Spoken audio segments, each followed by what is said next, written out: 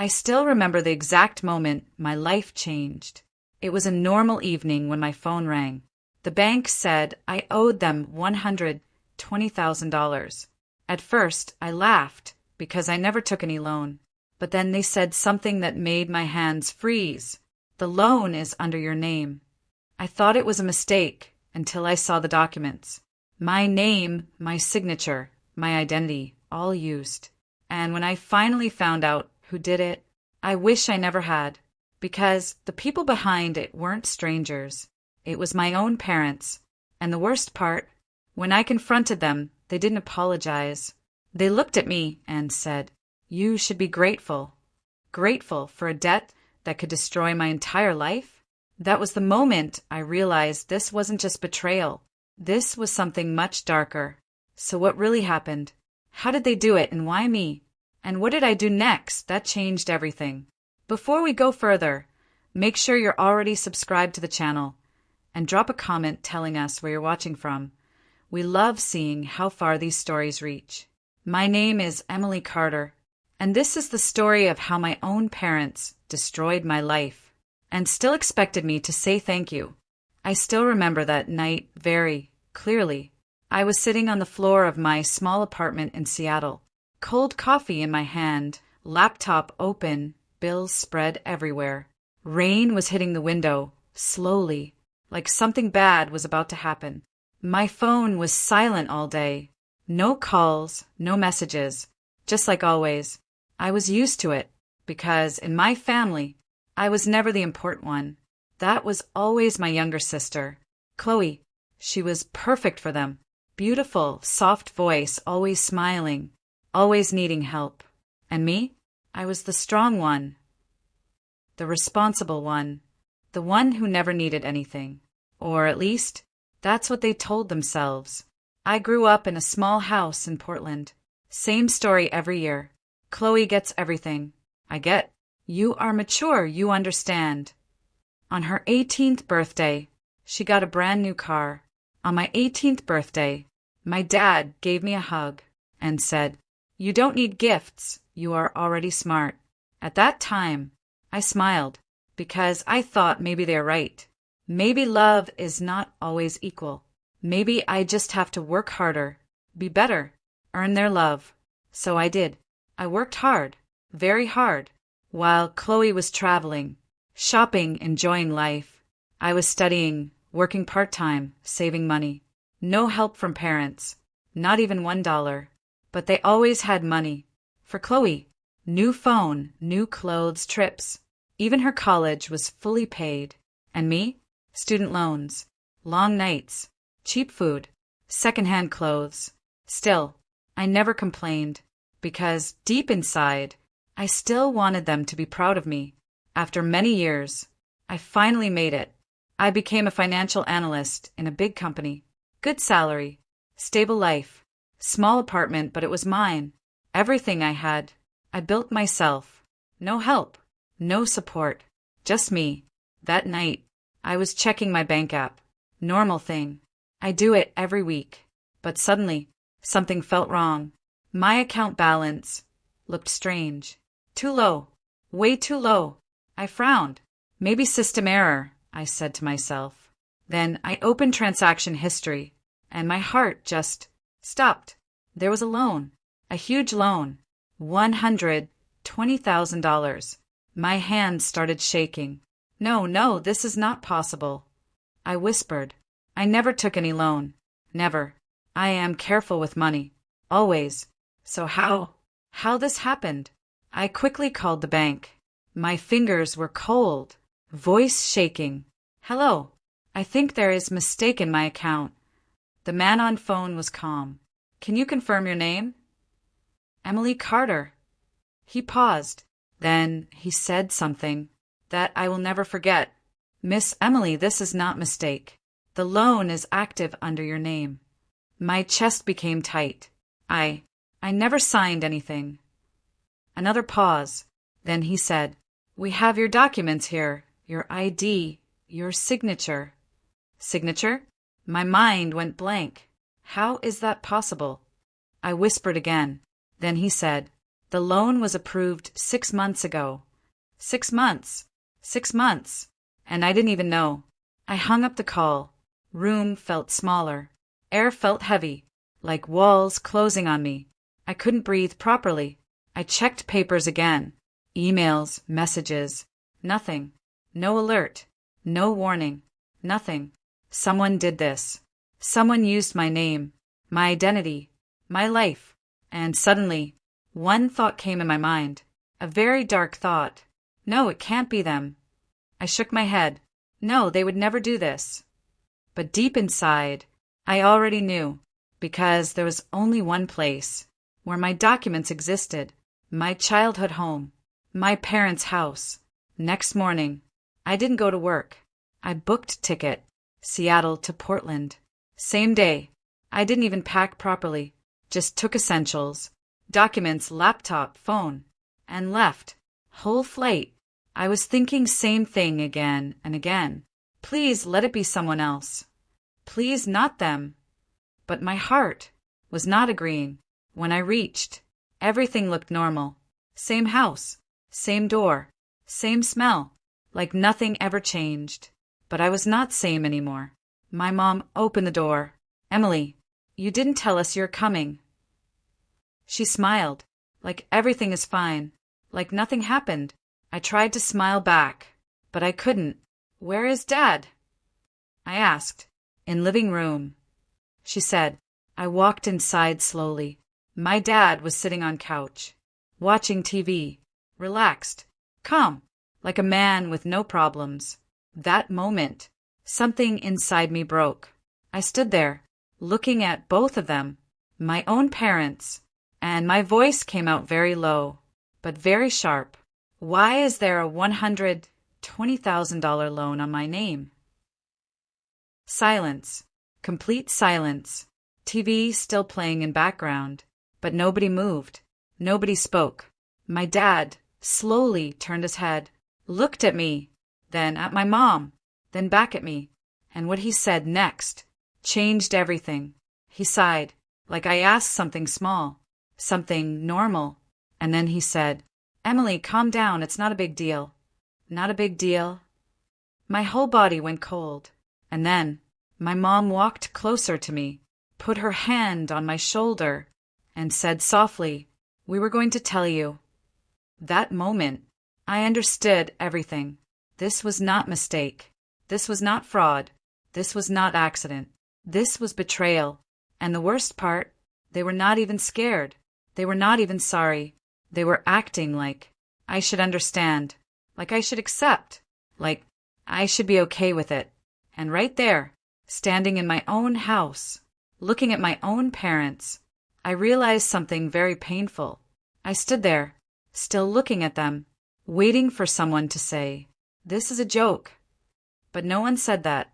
My dad picked up the remote and lowered the TV volume, like this was just a normal family talk, not a disaster, not something that could destroy my life. Sit down, Emily, he said. His voice was calm, too calm. That made me more angry. I don't want to sit, I said. My voice was shaking now. I want answers. My mom sighed softly, like I was the one creating drama. Emily, we were going to tell you soon. Soon? 6 months passed. 6 months. And they say soon? How did you use my name? I asked.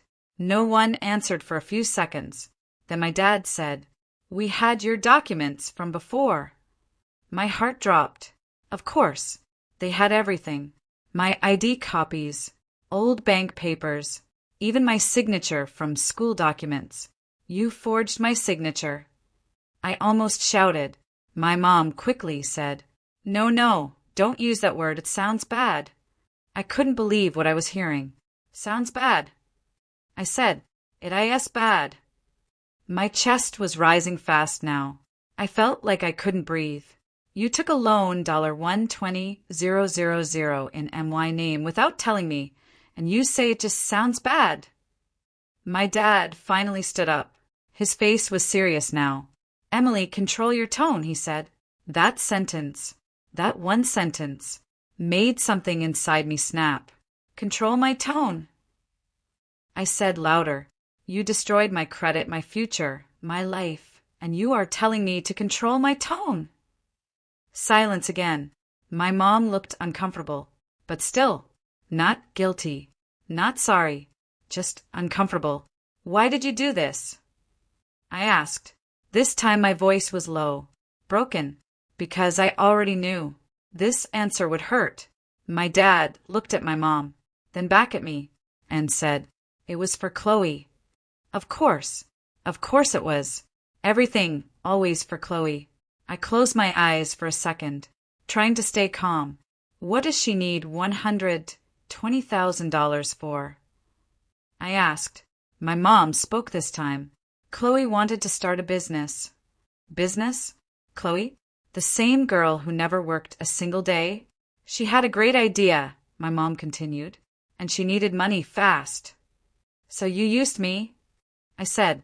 It's not like that, my dad replied. We are family, we help each other. I laughed, a dry, empty laugh. Family. I said, when I needed help, where were you? No answer. Again, when I was paying my own college fees, working 2 jobs, eating cheap food, where was this family help? My mom looked away. My dad stayed silent. But when Chloe needed money, I continued, suddenly family is important. Don't compare, my mom said quickly. Chloe is different. Different. That word again. Always that word. Yes, I said slowly. She is different because she gets everything and I get nothing. That's not true, my dad said. We gave you education. I couldn't believe it. I paid for my own education, I said. You didn't give me anything. My dad looked irritated now. Emily, don't start counting things. Why not? I said, you counted my name when you needed it. Silence. Heavy silence. Then I asked the question that was killing me inside. Who is paying the loan? My mom smiled slightly. And that smile, it scared me. We are handling it, she said. What does that mean? I asked. It means you don't have to worry, she replied. I shook my head slowly. No. I do have to worry. It's under my name. If something goes wrong, I am responsible. Nothing will go wrong, my dad said firmly. How do you know? I asked. Because Chloe's business will succeed, my mom said proudly. I stared at her. I couldn't believe this blind trust. What if it fails? I asked. No one answered. What if she loses the money? I repeated. Still no answer. And what if she decides not to pay? I said. Now my dad looked angry. Why are you talking like this? He said. She is your sister. Yes, I said quietly. She is my sister, not my responsibility. That sentence hit hard. I could see it on their faces. Emily, my mom said softly, you should be grateful. Grateful. That word again. For what? I asked. For everything we did for you, she said. I felt like I was hearing something unreal, something not from this world. You ruined my life, and you want me to be grateful. I said, we didn't ruin anything, my dad replied. You still have your job, your life, everything is same. No, nothing was same. Do you even understand what you did? I asked. He stayed silent. This loan, it can destroy my credit score. I can't buy a house. I can't take any loan. I can't even live peacefully. You are overreacting, my mom said. That was it. That was the moment. I realized something very important, very painful. They don't understand, and they don't want to understand. For them, this is normal. Using me was normal. Sacrificing me was normal. Choosing Chloe was normal. And expecting me to accept it was also normal. I took a deep breath. My hands were still shaking, but now my mind was becoming clear. Show me the documents, I said. My dad hesitated. Why, he asked. Because it's my loan, I replied. After a few seconds, he walked to a drawer, took out a file, and handed it to me. My hands felt heavy as I opened it. There it was. Loan papers. My name, my details, my ID number. And then, I saw it. My signature. Perfect copy. Exactly like mine. But I didn't sign it. That moment, something inside me broke completely. This was not just wrong. This was crime. And they did it. My own parents. I looked up slowly. Tears were in my eyes now. You didn't just use me, I said softly. You erased me. My mom looked confused. You took my identity, my trust, my safety, I continued, and you gave it to someone else. Don't say it like that, she whispered. But that's the truth, I said. I closed the file. At that moment, I had two choices. Stay quiet, accept everything, be the good daughter, or finally stand up for myself. For the first time in my life, I didn't choose them. I chose me. I looked straight at my dad and said something that made both of them freeze. I am going to the bank tomorrow, and I am reporting this. Silence. Real silence this time. My mom's face turned pale. My dad's eyes went wide. Emily, don't do something stupid, he said. But I was not scared anymore, because now I had nothing left to lose. That night, no one slept. At least, I didn't. I was lying in my old room. Same walls, same ceiling, same window, but everything felt different now. This room used to feel safe. Now, it felt like a place full of lies. I kept looking at the ceiling, thinking again and again, did they really do this to me? Every memory from childhood started coming back. Every time they chose Chloe, every time they ignored me, every time I told myself, it's okay, they still love me. Now it all felt like a lie. My phone was in my hand. I opened my banking app again. That number was still there. $120,000, like a heavy stone on my chest. I couldn't breathe properly. What if they don't pay? What if something goes wrong? What if this stays with me forever? My mind was full of fear. But then, another thought came. No, I can't stay quiet anymore. For the first time in my life, I was not thinking about them. I was thinking about myself. Morning came slowly. I didn't talk to anyone. Not to my mom. Not to my dad. I just got ready, picked my bag, and walked out. Emily, where are you going? My mom asked from behind. I stopped at the door, but I didn't turn back. I told you, I said. I am going to the bank. Her voice became soft, almost begging. Please don't create problem. We can fix this at home. I closed my eyes for 1 second, then said, this is the problem. And I left. The drive felt long, very long. Every red light, every turn, felt heavy. My hands were tight on the steering wheel, my heart beating fast. Part of me was still scared. Am I doing the right thing? What if everything gets worse? But then I remembered their words, be grateful. And my fear turned into anger again. I reached the bank, big building, glass doors, people walking in and out. For them, it was just a normal day. But for me, this was the day everything could change. I walked inside slowly. Cold air hit my face. A woman at the desk smiled. Good morning, how can I help you? I tried to smile back, but I couldn't. I need to talk about a loan, under my name, I said. She nodded. Please sit. Someone will assist you. I sat down. My hands were cold again. After a few minutes, a man came. Suit, glasses, serious face. Miss Emily, he asked. Yes. Please come with me. We walked into a small office. Closed door. Quiet room. He sat down, looked at his computer, then at me. How can I help you? He asked. I took a deep breath. I did not take this loan, I said. He didn't react much, just nodded. Can you explain? He asked. My parents used my name without telling me, I said slowly. Now he looked more serious. Do you have proof? He asked. Proof. That word felt heavy. I didn't sign anything, I said. He turned his screen, slightly. According to our records, you did, he said. There it was again. That same signature. Perfect. Clean. Exact. But not mine. That's not my signature, I said. He looked at it carefully, then looked at me. You are saying this is fraud, he asked. That word. Fraud. It felt big, dangerous, but also true. I swallowed slowly, then said, yes. The room became quiet. He leaned back in his chair. Miss Emily, if this is fraud, then this is a serious legal matter, he said. I understand, I replied. Are you ready to file an official complaint? He asked. My heart started beating faster, because now, this was real. If I say yes, there is no going back. Police, case, court, family destroyed, everything. I closed my eyes for a second. I saw my parents' faces, not sorry, not scared, just expecting me to accept everything.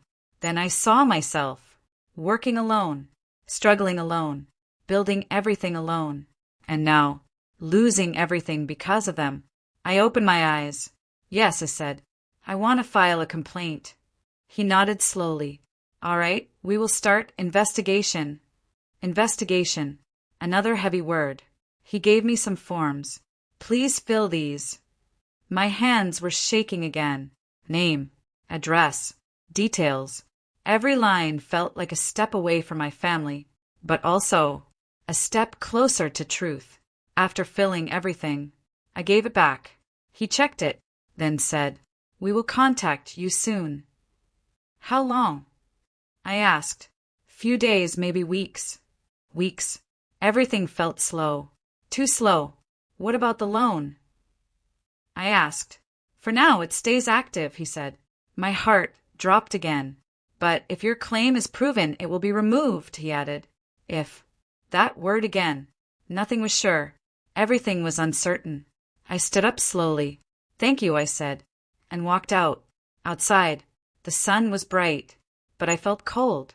Very cold. I sat in my car, hands on steering wheel, and for the first time, tears started falling. Not loud, not dramatic, just silent tears. Because this was not just about money. This was about trust, and that trust was completely broken.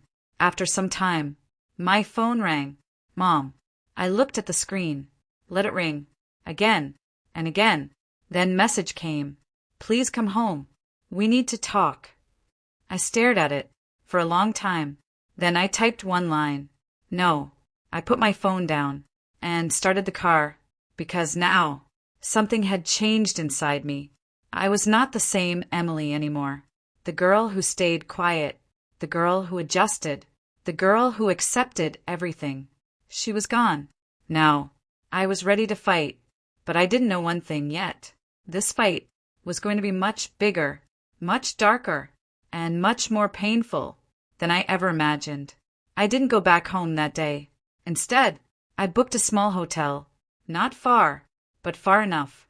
I needed space. I needed silence. But silence didn't come. My phone kept ringing. Again, and again, and again. Mom. Dad. Mom. Dad. Then, a new name appeared on my screen. Chloe. I stared at her name. For a few seconds, I didn't move. Then she called again. I picked up. Hello, I said. Her voice came soft, sweet, just like always. Emily, please don't be angry. That one line made something burn inside me. Don't be angry? I said slowly. Yeah, I just hurt everything, she said. Of course you did, I replied. Silence for a second. Then she said, I didn't want things to happen like this. I closed my eyes. Then how did you want it to happen, Chloe? I asked. No answer. You took $120,000 in MY name, and you say you didn't want this. I continued. I thought Mom and Dad told you, she said quietly. That lie was weak, very weak. They didn't tell me anything, I said. I found out from the bank. Oh, she said softly. That oh felt fake. I was going to tell you, she added. When? I asked. After I go to jail? After my life is destroyed? Emily, please. Her voice started shaking now. But I didn't feel sorry. Not anymore. For once, just be honest, I said. Did you know the loan is under my name? Silence. Long silence. That silence was my answer. Yes, she whispered. My heart sank. So you knew, I said. I had no choice, she replied quickly. No choice? You had many choices, I said. You just chose the easiest one, using me. That's not fair, she said suddenly. Her voice changed. Now it was not soft, not weak. It was defensive. I needed that money, she continued. This was my chance, my dream, and my life. I said, what about my life? Silence again. She didn't answer, because she didn't care. I thought you would understand, she said after a moment. That sentence felt like a knife. Understand. I repeated, you think I should understand this? We are sisters, she said. No, I said quietly. Sisters don't destroy each other. She went quiet. Then she said something that shocked me again. You always had everything easy. I froze. What? I said, you always acted like victim, she continued. But you had your own life, your own job. I couldn't believe what I was hearing. Easy. I said slowly, my life was easy. Yes, she said. You never had pressure. You never had expectations. I laughed again, a broken laugh. I had no expectations because no one expected anything from me, I said. You don't understand, she replied. No, Chloe, I said. You don't understand. I worked for everything.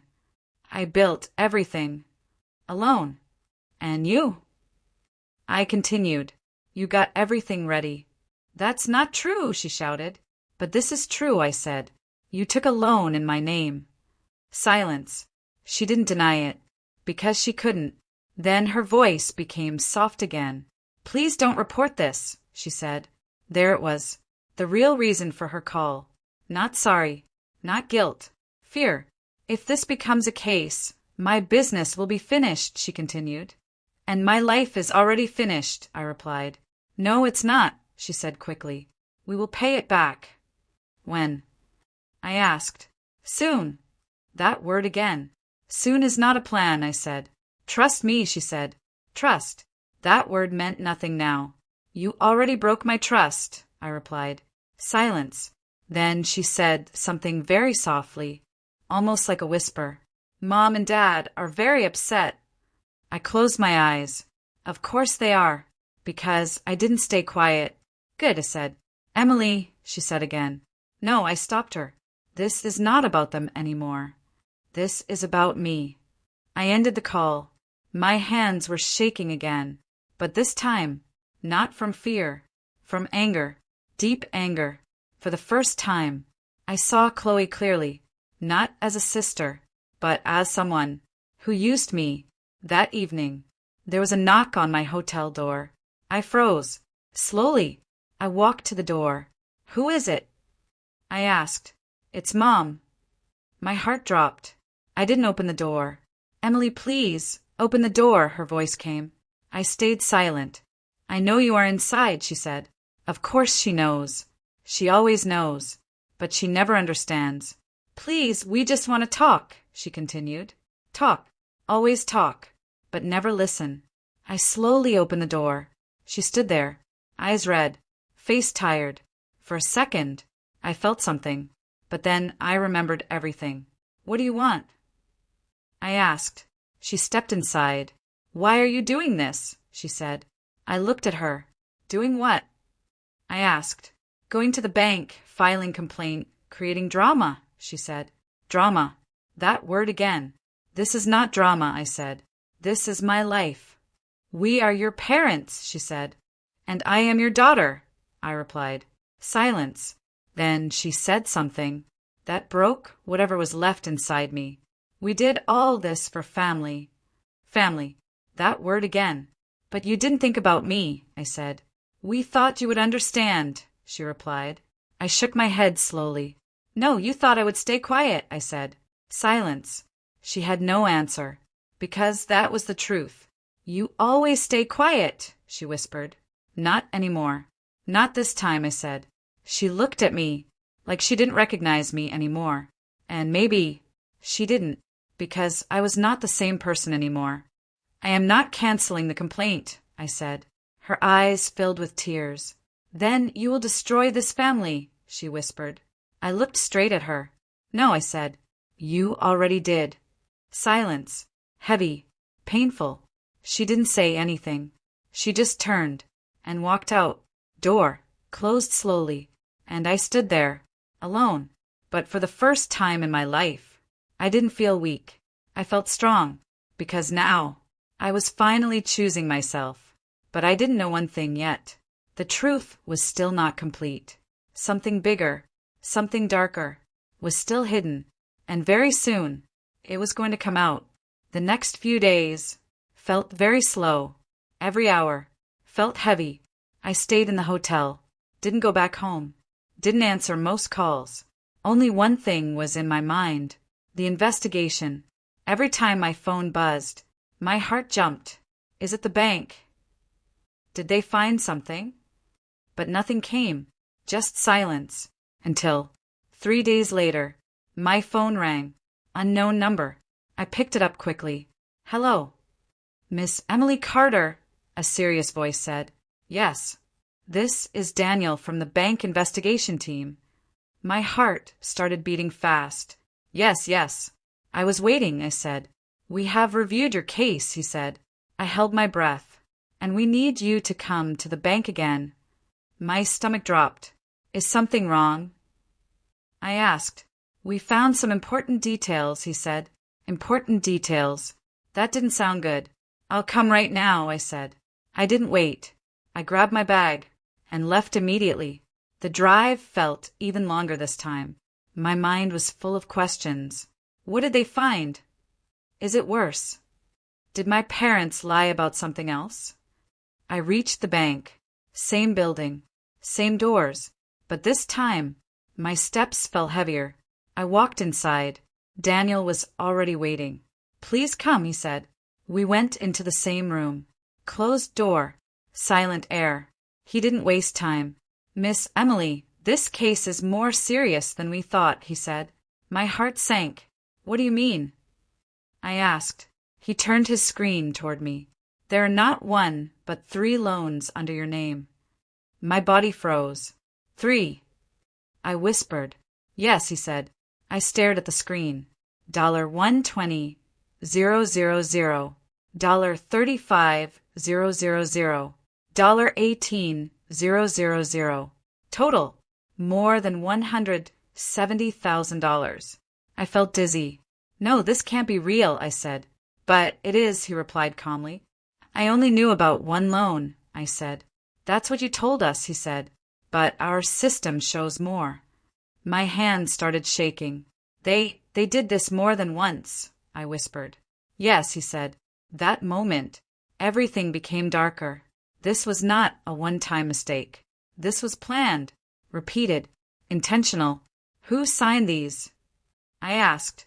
He zoomed into the documents. Same thing. My name, my details, my signature. Again and again. Perfect copies. I didn't sign any of this, I said. I understand, he replied. Then he leaned forward slightly. Miss Emily, there is something else. My chest tightened. What? I asked. These loans were not taken from one bank. My eyes widened. What? There are 2 different banks involved, he said. Now I felt like I couldn't breathe. They used your identity in multiple places. This was bigger than I thought. Much bigger. Why didn't I get any alert? I asked. He paused. Because the contact details were changed. I froze. What do you mean? The phone number and email linked to these loans are not yours. Silence. They replaced my contact details, I said slowly. Yes, he confirmed. That meant they didn't just use my name. They controlled everything. So I never find out. So I stay in dark. My heart started beating louder. This is not just fraud, he said. This is identity theft. That word hit hard. Identity theft. My own parents stole my identity. I sat there, completely still. I didn't even know what to feel anymore. Anger? Pain? Shock? Everything together. Do you want to continue the case? He asked. I looked at him. What happens if I continue? I asked. Then we report this to higher authorities. Police will be involved. Legal action will start. Police, court, case, everything becoming real. And if I stop? I asked. He looked at me seriously. Then all loans stay under your name. You are fully responsible. That answer was clear, very clear. There was no safe option. Only two choices: destroy myself or face them. I took a deep breath. I will continue, I said. He nodded. All right, we will move forward. I stood up slowly, but before leaving, I asked one more question. Can you tell who took the money? He checked something. Yes, most of the money was transferred to one account. My heart started beating fast again. Whose account? I asked. He turned the screen and showed me the name. Chloe Carter. Of course. But then I noticed something else. Another name. Secondary account holder. I leaned closer and read it again. My breath stopped. David Carter. My dad. Not just Chloe. My dad was directly involved. This was not just helping her. This was partnership. This was planning. Together. I stepped back slowly. Everything became clear now. They didn't just support her. They used me to build her future at the cost of mine. I left the bank. This time, I didn't cry. No tears. Just silence. Deep, empty silence. Because something inside me had changed again. Now, there was no doubt, no confusion, no hope, only truth. And that truth was simple. They chose her. Every time. And this time, they went too far. I got into my car, started the engine, and said one sentence to myself. This ends now. But I didn't know one thing. They were not done yet, because when I reached my hotel, someone was already waiting for me. When I reached the hotel, something felt wrong. There was a car parked outside. A car I knew. My heart dropped. No, not again, I whispered. I stepped out slowly, and then I saw them. My mom, my dad, and Chloe. All three of them, standing near the entrance, waiting for me. My hands became cold. For a second, I thought about turning back, driving away, ignoring everything. But then, I remembered the bank, the loans, the lies, and I walked forward. Emily, my mom said softly. I didn't reply. My eyes went straight to Chloe. She looked nervous. For the first time, she didn't look confident. Why are you here? I asked. My voice was calm, but cold. We need to talk, my dad said. We already talked, I replied. This is serious, he said. I looked at him. This was serious from the beginning, I said. Silence. People were walking around us. But for me, everything felt still. Please, just 5 minutes, my mom said. I sighed. Fine, I said. We went inside the hotel lobby, sat in a quiet corner. No one spoke for a few seconds. Then my dad leaned forward. Did you go to the bank? He asked. Yes, I said. And he asked. I filed the complaint, I replied. Silence. Heavy silence. My mom's face turned pale. Chloe looked down. My dad's jaw tightened. Emily, you don't understand what you are doing, he said. I looked at him calmly. No, I said. I understand very well. This can destroy everything, he continued. I nodded. Yes, I said. It already did. My mom's eyes filled with tears. Please take the complaint back, she said. I didn't answer. Chloe will fix everything, she added. I laughed softly. Fix? I said. She already made it worse. Chloe suddenly looked up.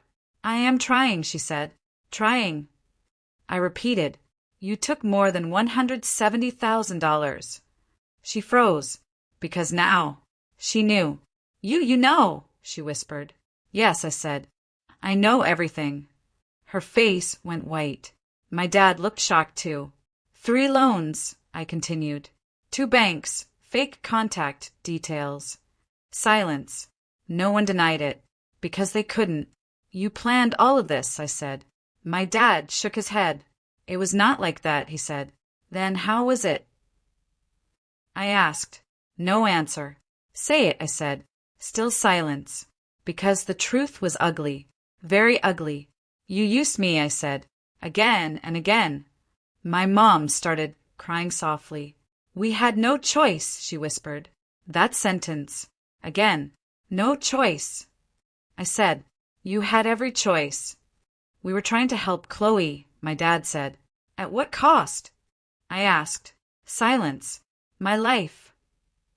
I added. No answer. Do you even care what happens to me? I asked. My mom looked at me, but didn't speak. That silence was the answer, and it hurt more than words. Then suddenly, Chloe spoke. You are overreacting, she said. I looked at her slowly. What? I said. It's just money, she continued. Just money. I stared at her. This just money can ruin my entire future, I said. But I will pay it back, she said. When? I asked. She stayed silent. When? I repeated louder. I don't know, she shouted. There it was. The truth. She had no plan, no control, no responsibility, just dreams built on my life. I leaned back in my chair.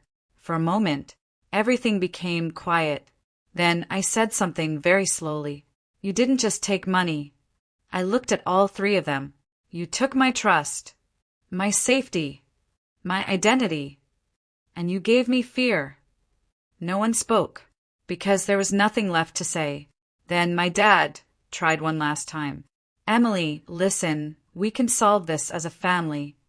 I shook my head. No, I said. We are not a family anymore. That sentence hit hard. My mom started crying louder. Don't say that, she said.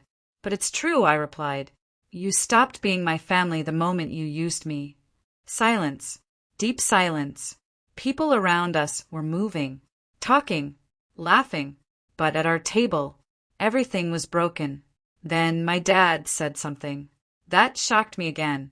If you continue this case, he said slowly, we will lose everything. I looked at him. And if I stop? I asked. He didn't answer, because he knew. If I stop, I lose everything. And for the first time, he understood that. Finally, I stood up. This conversation was over. Emily, wait, my mom said. I stopped, but I didn't turn back. Please don't do this, she whispered. I closed my eyes for a second. Then I said something. Very calm, very clear. I am not doing this to you. I opened my eyes. You did this to me. And I walked away. This time, no one followed me. No one stopped me. Because deep inside, they knew this was the end. But they still didn't know one thing. The investigation was still going on. And very soon, something even bigger, even more shocking, was about to come out. After that day, I didn't see them again. No calls, no messages, complete silence. But this silence was not peaceful. It felt like something big was coming. Every day, I waited for the bank, for the police, for the truth. And then, one morning, my phone rang. Unknown number. My heart started beating fast. I picked up. Hello. Miss Emily Carter, a serious voice said. Yes. This is Officer Ryan from the investigation department. Police. It started. Yes, I said slowly. We need you to come to the station, he said. My hands became cold. Is everything okay? I asked. We have new findings, he said. New findings. That didn't sound small. I'll come, I said. I got ready quickly. My mind was full of fear and questions. What now? What did they find? I reached the police station. The building looked serious, cold, heavy. I walked inside. The officer was waiting. Please sit, he said. I sat down. He opened a file. Thick file. Very thick. Miss Emily, this case is bigger than we expected, he said. My heart dropped. What do you mean? I asked. He looked at me directly. This was not just about your parents. My body froze. What? I whispered. There are more people involved, he said. More people. My mind went blank. Who? I asked. He turned the file toward me. There is a financial agent, a middle person, someone who helped them, someone who knew how to do this. This person helped create fake documents, change contact details, move money between accounts. Everything perfectly planned. This is not normal, the officer said. No, it wasn't. This is organized fraud, he added. Organized. That word hit hard. This was not a mistake. This was a system, a plan. And my parents were part of it. Did they know? I asked slowly. The officer paused. Then he said, yes. That one word broke something inside me. They knew. Everything. Every step. Every lie. Every risk. And still, they did it. Why? I whispered. The officer looked at the file. From what we see, money problems started years ago. Years? This didn't start now. I asked. No, he said. They had debt before. My mind started connecting things. Late bills, stress, fights. I remembered everything. But I never thought it would come to this. They tried to fix it, but failed. And then he looked at me again. Then they found an easy way. Me. I looked down. Of course. I was the easy way. Clean record. Good name. No suspicion. Perfect target. And Chloe? I asked. She was also involved, he said. I closed my eyes. All three of them. Together. Family. Planning against me. We have enough evidence now, the officer said. What will happen? I asked. Legal action will start. Court. Case. Real consequences. Will they go to jail? I asked quietly. He didn't answer immediately. It depends on the court, he said. But this is a serious crime. Serious. Yes. Finally. Someone said it. Because they never did. They always said, it's nothing. Just money. Don't overreact. But now, it was real. Very real. Do you want to continue the case? He asked. Again. That question. But this time, it felt different. Before, I was confused. Now, I was clear. Very clear. Yes, I said. I want justice. He nodded. All right, he said. Then he gave me something. A document. Read this, he said. I looked at it. It was a statement.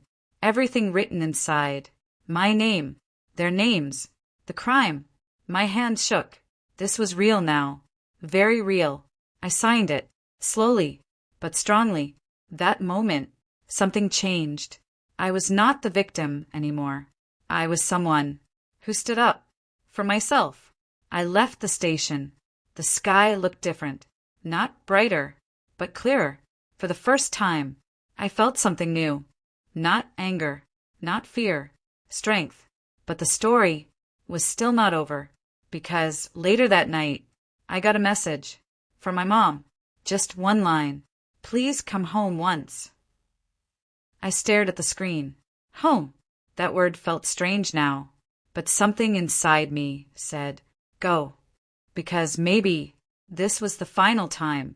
The final talk. The final truth. I took a deep breath. And whispered, okay. That night, I stood outside the house. The same house. Where I grew up. Same door. Same walls. But it didn't feel like home anymore. It felt empty. Cold. Like I didn't belong there. I took a deep breath. My hand moved slowly. And I knocked. A few seconds passed. Then the door opened. My mom stood there. Her eyes were red. Like she had been crying for hours. Emily, she whispered. I didn't smile. I didn't move. I came, he said. She stepped aside. Come in, she said softly. I walked inside. Everything looked the same.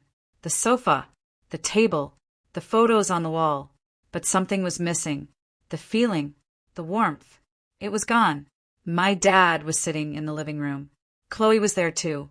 All three of them, waiting, just like before. But this time, everything was different. No fake smiles. No acting. Only truth.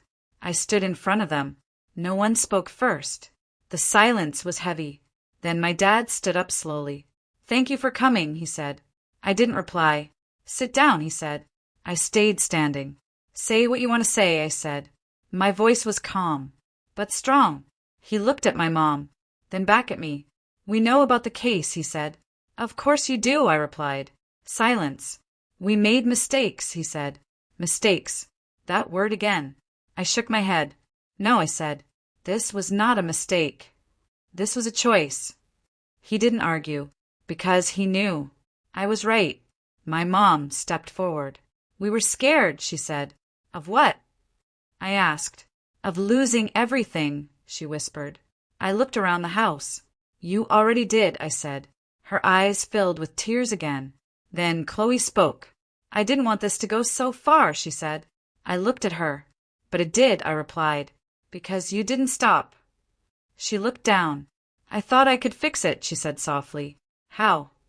I asked. No answer. Because there was no plan. Only lies. Only hope without truth. Then something unexpected happened. My dad walked closer. Very slowly. And for the first time, his voice broke. "We failed you," he said. I froze. Those words. I never expected. "We were supposed to protect you. But we used you." My chest felt tight. My mom started crying again. "I am sorry," she whispered. Sorry. Finally. After everything. They said it, but it felt late. Very late. I looked at them. All three of them. Broken. Not strong anymore. Not in control anymore. Just people. Who made a very big mistake. But still. My heart didn't feel soft. Because the pain was too deep. "I went to the police," I said. They nodded. "We know," my dad replied. "The case will continue," I said. Silence. No one tried to stop me this time. Because they knew. They had no right. "I didn't come here to fight," I said. "I came here to end this." My mom looked at me. "What do you mean?" she asked. I took a deep breath and said the hardest words. "I am leaving." Silence. Deep silence. "What?" she whispered. "I am leaving this house. This life. This family." Her legs almost gave up. "Please don't say that," she cried. But I stayed calm. "I have to," I said. "For myself. For my future. For my peace." My dad didn't stop me. He just looked down. Because maybe, deep inside, he understood. "You can hate me," my mom said. "I don't hate you," I replied. That surprised her. "I just don't trust you anymore." That hurt more than hate. I could see it in her eyes. Then I walked slowly toward my room. My old room. I opened the door. Everything was still there, but it didn't feel mine anymore. I picked a small box, put a few things inside. Photos, a book, some memories. That's all I needed.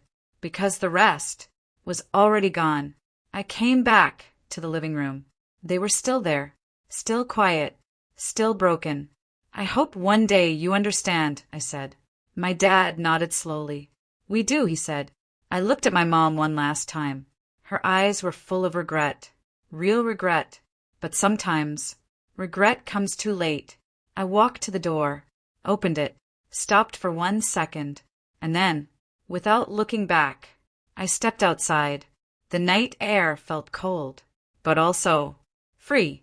For the first time, in a long time, I felt light. No lies. No fear. Just me. And my truth. I walked away, not as a victim, but as someone who chose herself. Because sometimes, the hardest thing to do is to walk away from the people you once called family. Sometimes, the biggest pain does not come from strangers. It comes from the people we trust the most.